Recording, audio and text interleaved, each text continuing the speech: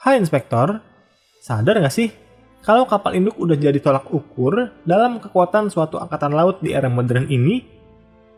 Ternyata kebangkitan kapal induk sendiri sudah dimulai sejak awal Perang Dunia Kedua loh. Di antaranya terjadi pada pertempuran Taranto dan Pearl Harbor. Tapi kalau dilihat-lihat, kisah para kapal induk yang ikonik itu biasanya berasal dari negara-negara yang terlibat dalam Perang Pasifik, kayak Amerika, Jepang, atau Inggris dengan Royal Navy-nya. Tapi gimana ya sama kapal induk Jerman dan Italia? Apakah mereka punya kapasitas yang setara dengan sekutunya, Jepang? Faktanya Jerman dan Italia sama-sama pernah berusaha membuat kapal induknya sendiri untuk memperkuat angkatan lautnya. Bahkan sempat dibantu sama Jepang loh. Terus kenapa nggak pernah kedengeran kisahnya, Min? Nah, Mimin bakal ceritain di konten ini. Untuk memahaminya, ada baiknya kita kembali ke era Perang Dunia Pertama, di mana Jerman dan Italia sama-sama memiliki angkatan laut yang cukup kuat. Namun di masa tersebut, baik Jerman maupun Italia sama-sama tidak ikut bereksperimen untuk membangun kapal induk.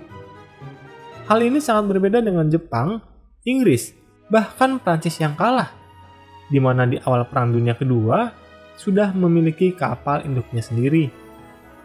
Konsep kapal induk bisa dibilang cukup baru bagi para teknisi Jerman dan Italia, sehingga memang dibutuhkan rencana yang lebih matang.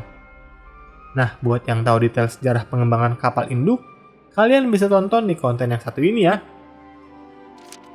Bagi Jerman, pengembangan kapal induk sebenarnya terhalang oleh Perjanjian Versailles.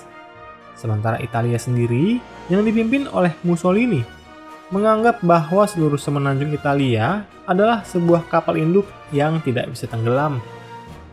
Berbeda dengan Italia yang kepedean, Jerman akhirnya mulai bisa mengembangkan Kriegsmarine di tahun 1935 dengan menandatangani perjanjian Anglo-Saxon Naval Treaty yang melibatkan Inggris, Jerman, Prancis, dan Soviet. Dalam perjanjian tersebut, bahkan Jerman dianggap lebih tinggi oleh Inggris dari Prancis dan sempat menimbulkan kecemburuan.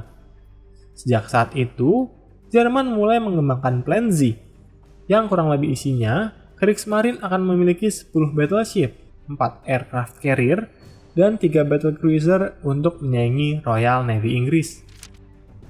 Dengan berjalannya Plan Z, Jerman sukses membangun sebuah kapal induk bernama Graf Zeppelin yang diluncurkan pada 8 Desember 1938 dengan spesifikasi panjang 242 meter, berat 34.088 ton, kecepatan 33 knot, dan bisa membawa 10 pesawat fighter, 13 dive bomber, serta 20 torpedo bomber.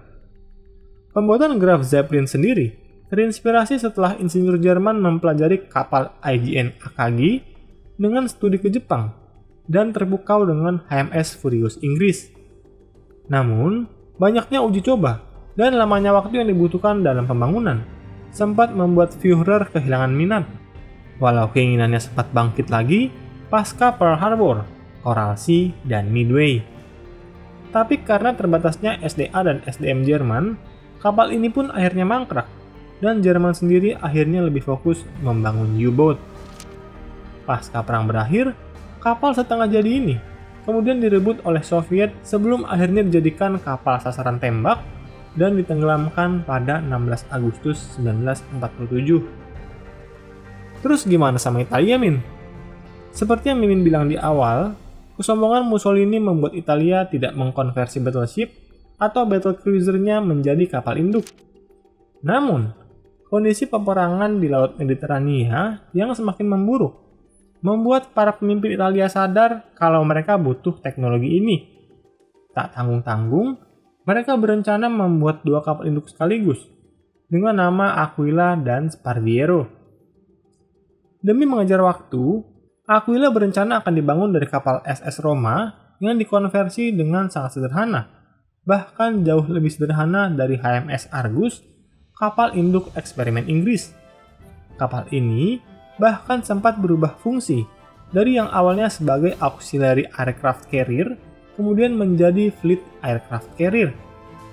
Nah, kalau Jerman terkenal sama Führer yang gak suka dengar nasihat jenderalnya, Mussolini kayaknya lebih lunak deh. dia masih bisa diajak berunding dan mau nurut apa kata jenderalnya. Akhirnya pembangunan Aquila diselesaikan setelah pertempuran Matapan pada 21 Juni 1941 dan sempat dikatakan sebagai kapal induk dengan pertahanan udara terkuat dengan 132 meriam. Namun banyaknya kendala membuat kapal ini belum bisa beroperasi, bahkan sampai Italia menyerah kepada sekutu dan Jerman menduduki Italia. Padahal saat ini Aquila sudah jadi sekitar 90%. Takut Aquila akan digunakan oleh Jerman, Pra-Resistance sukses menenggelamkan Aquila di dermaganya. Hal serupa juga terjadi oleh Sparviero yang setelah perang langsung dibesituakan. Nah, kalau menurut kalian, apakah jika kapal induk Jerman dan Italia selesai lebih awal, hal ini bisa merubah jalannya Perang Dunia Kedua? Kira-kira seberapa efektifkah kapal induk Jerman dan Italia saat melawan kapal induk sekutu di Mediterania dan Samudra Atlantik? Coba tulis pendapat kalian di kolom komentar. Hai, terima kasih sudah menonton dan belajar sejarah bersama Inspek History. Jangan ragu untuk berikan komentar, like, dan bagikan bila kamu merasa konten ini bermanfaat.